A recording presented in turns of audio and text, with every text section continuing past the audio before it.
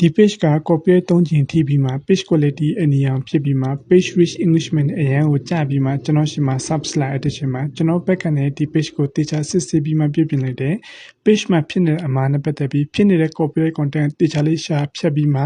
page owner ကို page နဲ့ပတ်သက်တဲ့အကြောင်းအရာနဲ့ပတ်သက်ပြီးတေချာရှင်းပြပြီးမှ page ကိုတေချာလေး setup လုပ်ပြီးမှ request dispute တင်ပေးလိုက်တဲ့ချိန်မှာအချိန်တိုအတွင်းမှာပဲ copyright strike တွေအားလုံးပြောက်တော့ခဲ့တယ် page quality အနေအောင်ဖြစ်တော့ဆိုလည်းပြောက်တော့ခဲ့မှာအခုစဉ် page ကဆင်းတော့ခဲ့တယ် page ဆင်းတော့ခဲ့တဲ့အတွက်ကြောင့်မို့ page is recommendation enable ဖြစ်ပြီးလာတဲ့အတွက်ကြောင့်မို့ page မှာ post content တင်ပြီးတော့မှရှိရင် rich Englishman တွေတိတိကျကျပြောင်းလဲလာခဲ့တယ်ဒီ page recommendation on ဖြစ်တော့ခဲ့တဲ့အတွက်ကြောင့်မို့ဒီ page မှာတင်တဲ့ post content တွေက Facebook က automatic suggest လုပ်ပြီးတဲ့အတွက်ကြောင့်မို့ဒီ page နဲ့ follower မဖြစ်တဲ့အခြားလူတွေရှိလဲ Facebook က automatic